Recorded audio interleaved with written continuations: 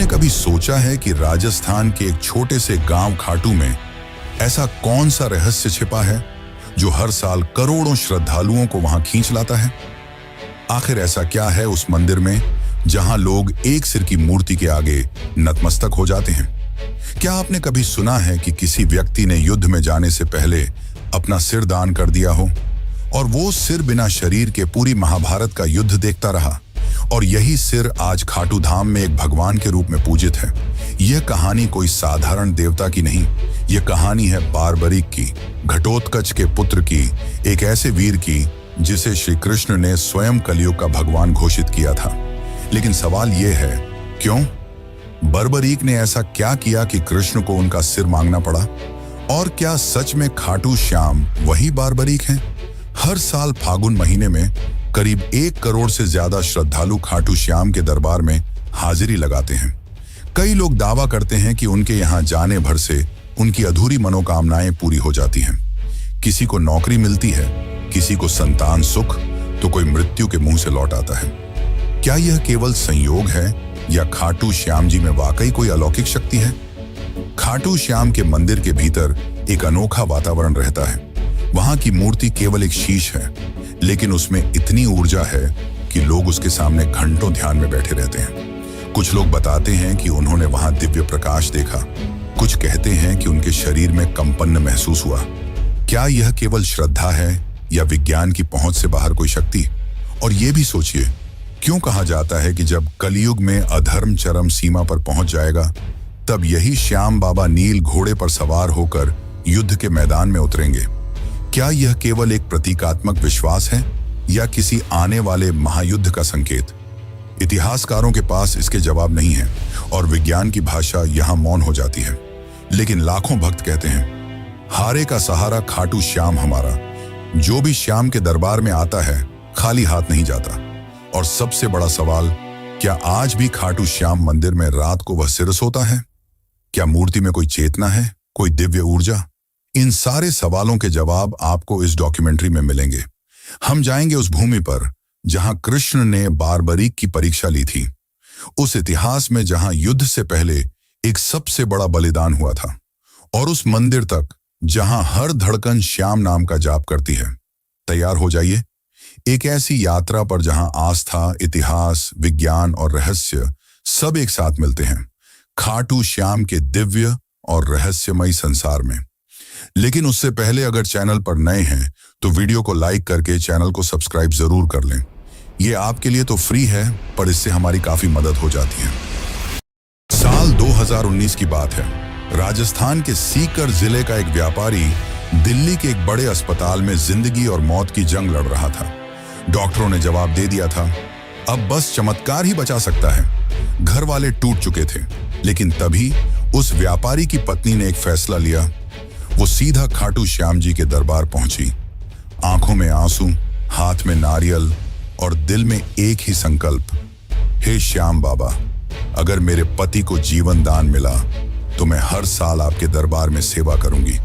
कहते हैं अगले ही दिन उस व्यक्ति की हालत में चमत्कारी सुधार हुआ।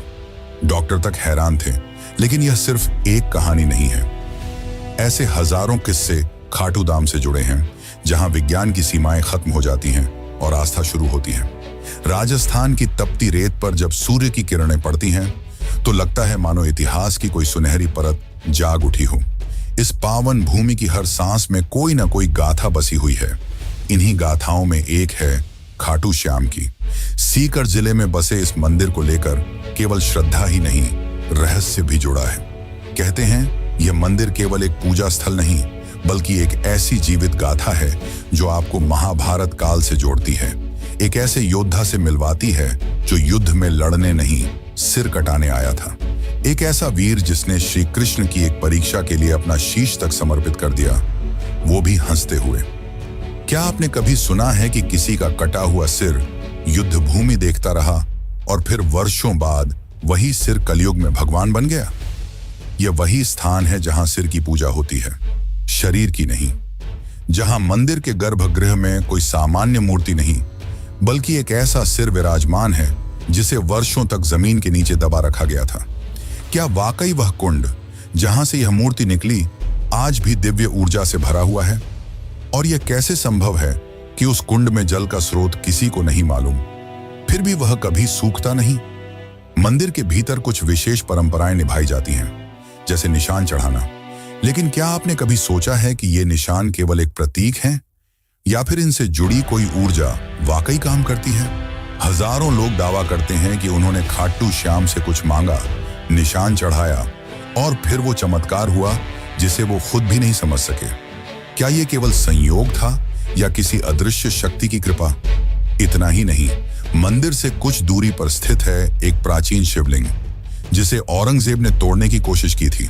लेकिन कहते हैं जैसे ही उसके सैनिकों ने उस पर वार किया, कुछ ऐसा घटा कि पूरा लश्कर डर के मारे पीछे हट गया।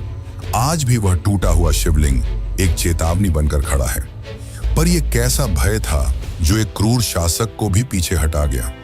मंदिर में आने वाले लोग बताते हैं कि वहां पहुंचते ही कुछ महसूस होता है। किसी को स्वप्न में दर्शन होते हैं, किसी को जीवन की सबसे बड़ी समस्या का समाधान मिलता है।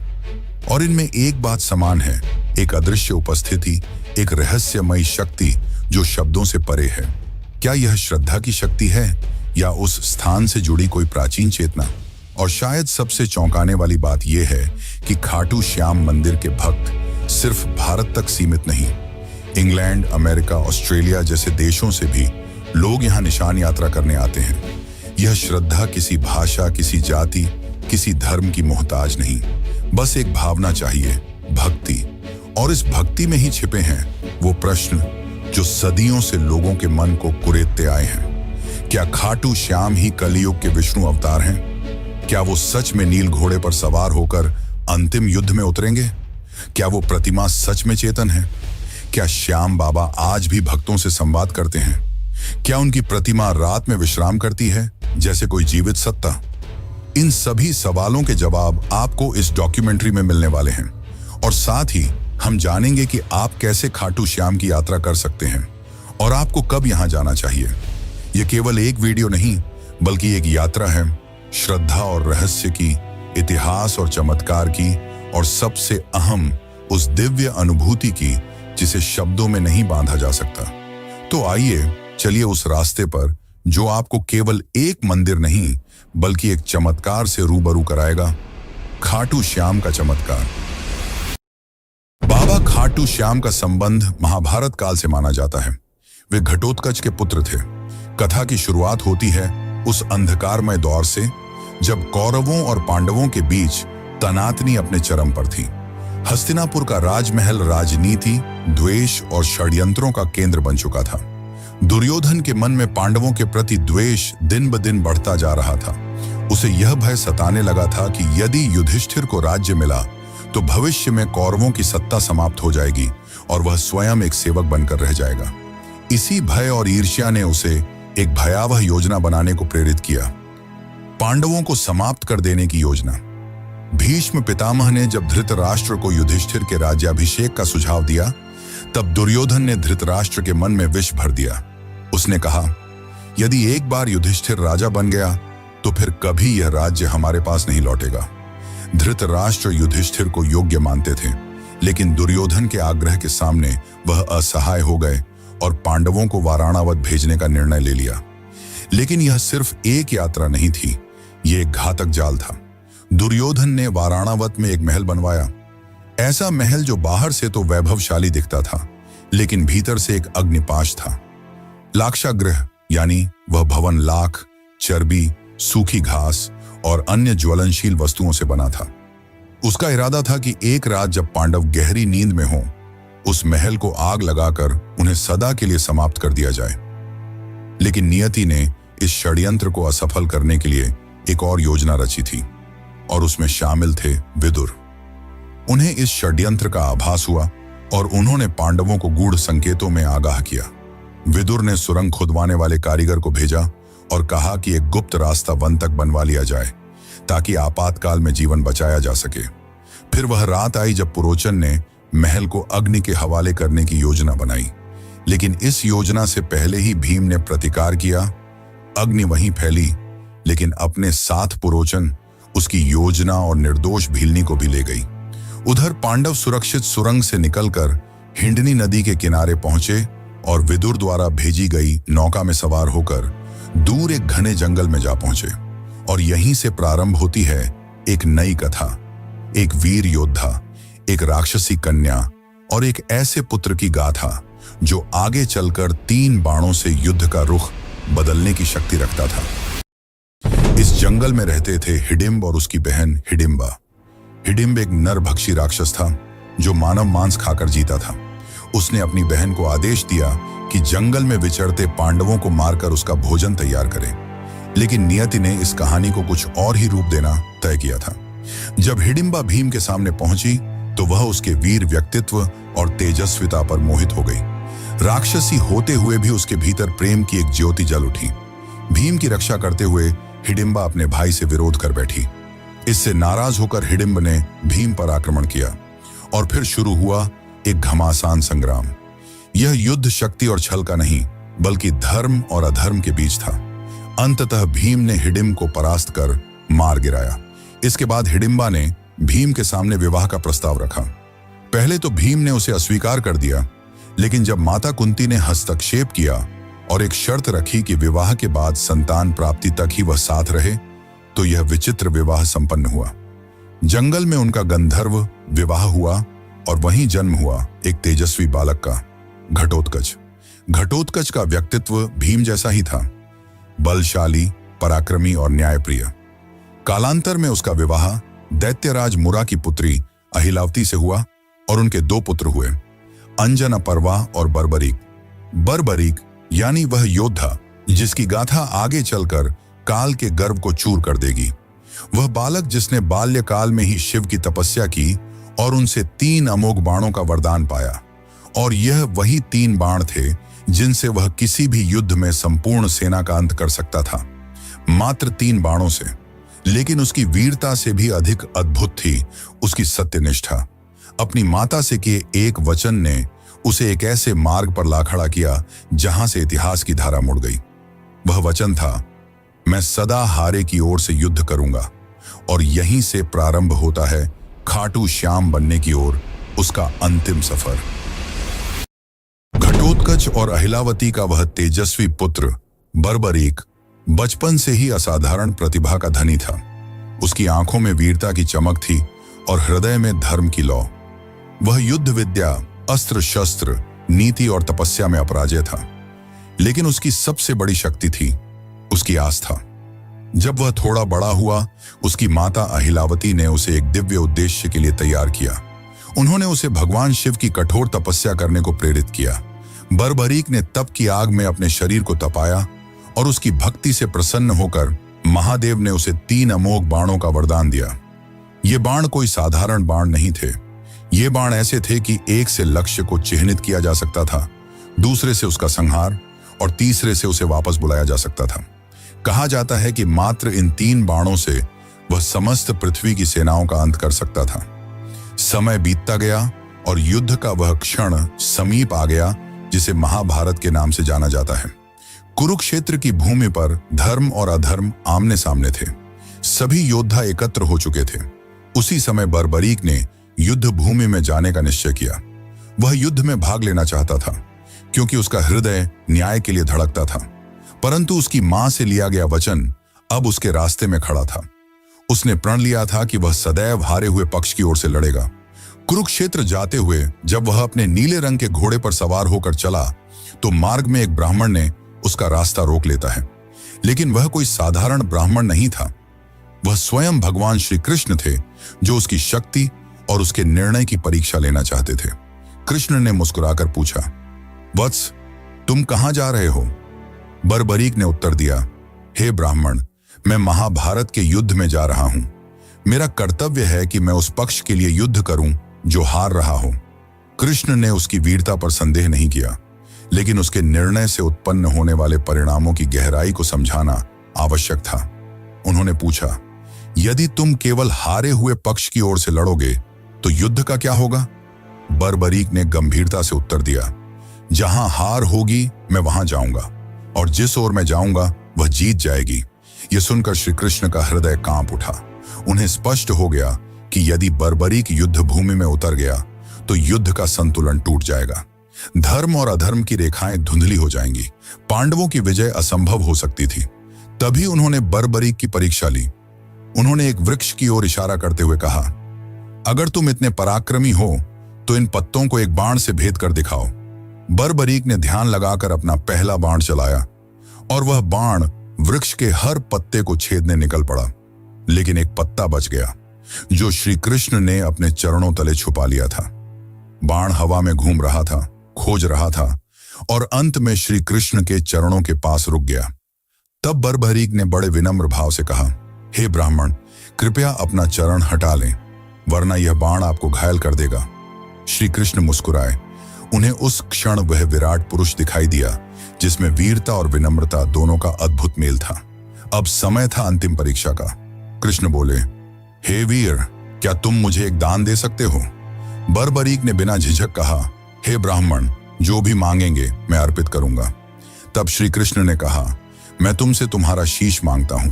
क्षण भर को सन्नाटा छा गया, लेकिन न तो बर्बरीक भयभीत हुआ न विचलित। उसने बस एक आग्रह किया, हे ब्राह्मण, आप अपने असली रूप में प्रकट हों, क्योंकि ऐसा दान कोई सामान्य व्यक्ति नहीं मांग सकता। तभी श्री कृष्ण ने अपना विराट स्वरूप प्रकट किया। चतुर्भुज, पीतांबरधारी, सुदर्शनधारी, चंद्रवदन श्रीहरि के रूप में। बर्बरीक ने हाथ जोड़ ली। उसे अब स्पष्ट हो गया कि यह कोई साधारण युद्ध नहीं, बल्कि धर्म और अधर्म की अंतिम परीक्षा है। तब श्री कृष्ण ने कहा, हे वीर, तुम्हारा बल, तुम्हारा त्याग और तुम्हारी भक्ति इस युग को दिशा देंगे। मैं चाहता हूं कि तुम युद्ध भूमि में दर्शक बनो। मैं तुम्हारे शीश को अमृत से स्नान कराऊंगा। तुम पूरे युद्ध को देखोगे और न्याय के आधार पर निर्णय दोगे। और सुनो, कल युग में जब धर्म क्षीण होगा, तब लोग तुम्हें हारे का सहारा कहकर याद करेंगे। वे तुम्हारे सिर की पूजा करेंगे, क्योंकि उसमें मेरा अंश रहेगा। तुम्हारा नाम होगा श्याम और तुम मेरे ही रूप में पूजे जाओगे। श्री कृष्ण ने अपने हाथों से उसका शीश लिया और उसे युद्ध भूमि की एक ऊंची पहाड़ी पर स्थापित किया, जहां से उसने महाभारत का संपूर्ण युद्ध देखा, न्याय की दृष्टि से, बिना किसी पक्षपात के। और इस प्रकार जन्म हुआ खाटू श्याम का। जितना ही रहस्यमयी खाटू श्याम है, उतना ही रहस्यमयी इस मंदिर का निर्माण। तो चलिए अब जानते हैं मंदिर के निर्माण की असली कहानी। खाटू श्याम मंदिर का इतिहास उतना ही गूढ़ है जितनी इसकी महिमा।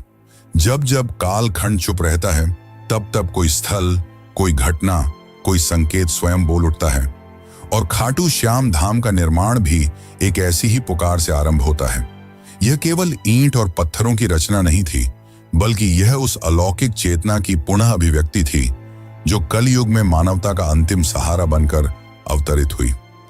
इस पावन मंदिर की नींव उस क्षण पड़ी जब राजस्थान की तपती धरती पर एक असामान्य घटना घटी। कहते हैं यह कोई मंदिर स्थल नहीं था, न ही कोई पवित्र तीर्थ, बल्कि सीकर जिले का एक साधारण सा गांव खाटू। पर एक दिन जैसे स्वयं भगवान ने उस भूमि को पुकारा हो, एक गाय चढ़ते चढ़ते एक विशेष स्थान पर पहुंची और बिना किसी कारण उसके थन्नों से दूध बहने लगा। यह घटना कोई संयोग नहीं थी, यह प्रकृति की चेतावनी थी कि उस धरती के गर्भ में कोई अलौकिक सत्य छुपा है। जैसे जैसे यह बात गांव में फैली, जिज्ञासा बढ़ती गई। ग्रामीणों ने मिलकर उस स्थान की खुदाई करने का निर्णय लिया और जब मिट्टी की परतें हटती चली गईं, तब वहां से निकला एक दिव्य सिर, एक चमत्कारी मुखाकृति जो देखने में साधारण नहीं बल्कि पूर्ण रूप से तेजस्वी और अलौकिक प्रतीत होती थी। उस सिर के साथ कोई आवाज नहीं थी, कोई शब्द नहीं थे, लेकिन फिर भी मानो उसने सबको पुकारा, एक मौन संवाद की तरह। ग्रामीणों ने उस सिर को एक सम्मानित ब्राह्मण को सौंप दिया। उन्होंने उसे अपने घर ले जाकर श्रद्धा से पूजन करना प्रारंभ किया, बिना यह जाने कि आगे क्या करना है। कई दिन बीते। पूरा गांव प्रतीक्षा में था कि अब इस दिव्यता का मार्गदर्शन कौन करेगा। तभी उस रात्रि को खाटू के तत्कालीन शासक राजा रूप सिंह चौहान को एक दिव्य स्वप्न आया, जिसमें स्वयं श्याम बाबा ने आदेश दिया कि मेरे इस स्वरूप के लिए एक मंदिर का निर्माण करो। अब मैं इस स्थान पर वास करना चाहता हूं। समय आ गया है। राजा की आंख खुली और उनके अंदर किसी और ही ऊर्जा का संचार हो चुका था। सुबह होते ही उन्होंने अपने शिल्पियों और पुरोहितों को बुलाया और उस स्थान पर एक भव्य मंदिर के निर्माण का आदेश दिया। इतिहासकार मानते हैं कि यह वर्ष 1027 ईस्वी का काल था, जब फाल्गुन शुक्ल एकादशी के पावन दिन, ठीक उसी दिन जब बाद में खाटू श्याम का विशाल मेला लगने लगा, उस दिव्य मस्तक की प्रतिष्ठा विधिवत की गई। इसके साथ ही खाटू नामक यह गांव, जिसने कभी कोई विशेष धार्मिक पहचान नहीं रखी थी, देखते ही देखते आस्था का केंद्र बन गया। मंदिर का प्रारंभिक निर्माण अत्यंत साधारण था, ईंट, चूना और सीमित शिल्पकारी के साथ, लेकिन समय जैसे जैसे बीतता गया, इसकी महिमा फैलती चली गई। लोगों ने चमत्कार अनुभव किए, बीमारियां ठीक हुईं, बंजर को संतान मिली, भटके हुए रास्ता पा गए, और इन चमत्कारों की साक्षी बनती रही वो मूर्ति जो आज भी उसी गर्भगृह में विराजती है। लगभग 7 शताब्दियों के बाद 1720 ईस्वी में जब खाटू क्षेत्र मारवाड़ रियासत के अधीन आया, तब वहां के प्रभावशाली दीवान अभय सिंह को भी खाटू श्याम बाबा ने स्वप्न में आदेश दिया। उन्होंने इस मंदिर का भव्य रूप में जीर्णोद्धार करवाया। संगमरमर की नक्काशी, सोने चांदी से अलंकृत द्वार और विशेष प्रकार के दुर्लभ पत्थरों से गर्भगृह की सज्जा की गई। यह वही मूर्ति है जो आज भी खाटू के मंदिर में स्थापित है, और मान्यता है कि यह किसी साधारण पत्थर की नहीं, बल्कि कृष्णकालीन श्याम वर्ण चित्त की प्रतीक शिला की है। मंदिर का वास्तु भी अद्भुत है। इसके शिखर पर लहराता ध्वज बाबा के उस संकल्प का प्रतीक है जो उन्होंने महाभारत युद्ध के पूर्व कृष्ण से किया था। मैं उस ओर रहूंगा जो धर्म की ओर होगा। और गर्भगृह की शांति एक ऐसी अनुभूति देती है कि मानो स्वयं श्याम बाबा आपकी सांसों की गति पढ़ रहे हों। खाटू श्याम मंदिर आज न केवल एक धार्मिक स्थल है, बल्कि एक जीवित परंपरा है। फाल्गुन मेला, लक्खी यात्राएं, निशान यात्रा, खाटू नरेश के जयकारे और वो भजन, श्याम तेरी बंसी पुकारे राधा नाम, ये सब मिलकर इस मंदिर को केवल एक स्थान नहीं, बल्कि एक आध्यात्मिक ऊर्जा का केंद्र बनाते हैं। कई विद्वान मानते हैं कि यह मंदिर इतिहास और अध्यात्म के बीच का एक जीवन संगम है। जहां सिर्फ दर्शन नहीं होते, वहां एक भरोसा जन्म लेता है कि जब कोई हारा हुआ इस दरबार में आता है, तो बाबा उसे फिर से जीवन से जोड़ देते हैं। तो जब अगली बार आप खाटू श्याम के दर्शन करें, तो सिर झुकाएं, केवल एक मन्नत के लिए नहीं, बल्कि उस त्याग के लिए जिसने युद्ध छोड़कर सेवा चुनी, और उस धरोहर के लिए जिसने कलयुग में भी भक्तों को विश्वास से जोड़े रखा। खाटू धाम में जहां एक ओर बाबा श्याम का भव्य मंदिर भक्तों की श्रद्धा का केंद्र बना हुआ है, वहीं इस स्थान का सबसे रहस्यमयी और चमत्कारिक स्थल है श्याम कुंड। यह कोई साधारण जलाशय नहीं, बल्कि एक ऐसी पवित्र सरिता है जिसे स्वयं बाबा श्याम के शीश से जुड़ा हुआ माना जाता है। मान्यता है कि जब उस दिव्य मस्तक को धरती की गर्त से निकाला गया था, ठीक उसी स्थान पर यह कुंड प्रकट हुआ, और तभी से यह कुंड केवल जल का स्रोत नहीं रहा, यह बना भक्तों की आत्मा को शुद्ध करने वाला एक अलौकिक स्नान तीर्थ। कहते हैं इस कुंड में डुबकी लगाने मात्र से जीवन भर के पाप मिट जाते हैं। श्रद्धालु जब यहाँ आते हैं तो आंखों में आंसू, हाथ जोड़कर सीने में उम्मीद और आत्मा में पश्चाताप लेकर श्याम कुंड की ओर बढ़ते हैं। हर डुबकी, हर प्रार्थना एक कहानी होती है, किसी की टूटी उम्मीद जुड़ने की, किसी की बिगड़ी तकदीर सुधरने की। कुंड का जल सदा शांत, ठंडा और निर्मल रहता है, मानो खुद बाबा श्याम उसमें समाये हों। इस कुंड को लेकर एक और बात इसे पूरी तरह रहस्य से भर देती है। आज तक कोई यह निश्चित नहीं कर पाया कि इसका जल आता कहां से है। वैज्ञानिक दृष्टिकोण से जब भी इसे परखा गया, इसकी कोई स्पष्ट जलधारा न तो ऊपर से आती दिखी, न नीचे से कोई स्रोत मिला, पर फिर भी कुंड हमेशा लबालब रहता है, और इसीलिए लोग कहते हैं कि इसका जल पाताल लोक से आता है। ये बात सुनने में कल्पना जैसी लगती है, लेकिन जब आप वहां खड़े होकर चारों ओर देखेंगे और महसूस करेंगे कि कोई स्रोत न होते हुए भी जल लगातार बना रहता है, तब एक अलौकिक सिहरन आपके भीतर दौड़ जाती है। यह कुंड अपने आप में एक मौन चमत्कार है, जो सिर्फ आंखों से नहीं, हृदय से महसूस किया जा सकता है। श्याम कुंड से कुछ ही दूरी पर स्थित है दो और पवित्र स्थल, गौरी शंकर मंदिर और गोपीनाथ मंदिर। इनमें से गौरी शंकर मंदिर के साथ जुड़ी एक कथा दिल को झकझोर कर रख देती है। यह घटना तब की है जब मुगल सम्राट औरंगजेब की सेना ने इस पावन स्थल को निशाना बनाया था। धार्मिक स्थलों को नष्ट करना उसकी नीति थी और खाटू भी उसकी लिस्ट में आ गया था। उसकी सेना जब इस मंदिर को गिराने पहुंची तो सबसे पहले शिवलिंग पर भालों से प्रहार किया गया, परंतु उस क्षण कुछ ऐसा घटित हुआ जिसे देखकर सैनिकों की रूह कांप उठी। जैसे ही भाले शिवलिंग से टकराए, वहां से रक्त की धार फूट पड़ी। यह कोई कल्पना नहीं थी। वहां उपस्थित सैकड़ों लोगों ने स्वयं अपनी आंखों से वह दृश्य देखा। यह मानो शिवजी का प्रत्यक्ष आक्रोश था जो उन्हें अपनी रक्षा के लिए जगाना पड़ा। सैनिक घबरा गए, उनके हाथ कांपने लगे और वे डर के मारे वहीं से भाग खड़े हुए। और आज भी सैकड़ों साल बीत जाने के बाद भी उस शिवलिंग पर भाले के निशान स्पष्ट रूप से देखे जा सकते हैं। वो घाव जो उस दिन धर्म की रक्षा में स्वयं भगवान ने झेले थे। इस घटना के बाद किसी भी आक्रमणकारी की हिम्मत नहीं हुई कि वह इस धाम की ओर आंख उठाकर भी देखे। राजस्थान की राजधानी जयपुर से लगभग 80 किलोमीटर दूर स्थित यह खाटू धाम आज भले ही भक्तों का तीर्थ है, पर हर ईंट, हर दीवार, हर मोड़ किसी चमत्कार, किसी त्याग और किसी पुकार की कहानी कहती है। यहाँ केवल यात्रा नहीं होती, यहाँ होता है एक आध्यात्मिक विसर्जन, जहाँ लोग अपने भूतकाल, अपने कर्म, अपने दुखों को छोड़कर वापस एक नए जीवन के साथ लौटते हैं। इस धाम तक पहुंचने के लिए अक्सर रिंग्स के मार्ग की सिफारिश की जाती है और यह रास्ता भी प्रतीक बन जाता है उस भावनात्मक यात्रा का।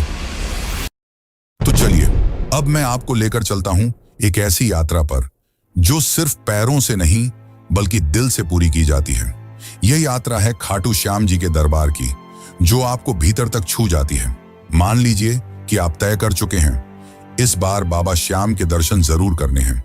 आप सुबह सुबह अपने घर से निकलते हैं, दिल में एक अजीब सी हलचल लिए, जैसे कोई आपको खींच रहा हो। रास्ते भर हारे का सहारा बाबा श्याम हमारा की धुन जैसे हर सांस में गूंजती रहती है। आप जयपुर, दिल्ली, चंडीगढ़ या देश के किसी भी कोने से यात्रा शुरू करें, ज्यादातर लोग खाटू श्याम पहुंचने के लिए रिंग्स स्टेशन का रुख करते हैं। यह स्टेशन खाटू धाम से लगभग 17 से 18 किलोमीटर की दूरी पर स्थित है। जैसे ही ट्रेन स्टेशन पर रुकती है, आप देखेंगे कि सैकड़ों लोग पहले से बाबा की जयकारों के साथ तैयार खड़े हैं। स्टेशन से बाहर निकलते ही आपको हर तरफ श्याम भक्त नजर आएंगे। कोई दंडी यात्रा कर रहा है, कोई निशान लेकर चल रहा है, कोई नंगे पांव, कोई माथे पर गुलाल लगाए, आंखों में आस्था लिए बाबा की ओर बढ़ता चला जा रहा है। अगर आप पैदल यात्रा करना चाहते हैं तो रिंग्स से खाटू श्याम तक की ये लगभग 17 किलोमीटर की यात्रा आपके लिए एक तपस्या जैसी बन जाती है। रास्ते में भक्त भजन गाते हुए चलते हैं, श्याम तेरे भक्त दीवाने जैसे गीत हवा में गूंजते हैं। जगह जगह पर लंगर लगे होते हैं, जहां स्थानीय लोग और स्वयंसेवी संस्थाएं श्रद्धा से भोजन, पानी और विश्राम की व्यवस्था करते हैं। कोई आपको कंधा पकड़कर आगे बढ़ाता है, कोई पंखा झलता है और कोई आपके पैर दबा देता है। ये वो यात्रा है जहां अजनबी भी अपने से लगते हैं। अगर आप पैदल नहीं चल सकते या समय कम है तो ऑटो, टैक्सी, बसें भी आसानी से उपलब्ध हैं, जो आपको सीधे मंदिर के निकट ले जाती हैं। लेकिन जो मजा उस पैदल यात्रा में है वो शब्दों में नहीं बताया जा सकता। वो तो खुद चलकर ही महसूस किया जा सकता है। जैसे जैसे आप मंदिर के निकट पहुंचते हैं, हवा की खुशबू बदलने लगती है। गुलाल, चंदन, अगरबत्ती, फूलों की मिलीजुली महक मन को शांति देती है।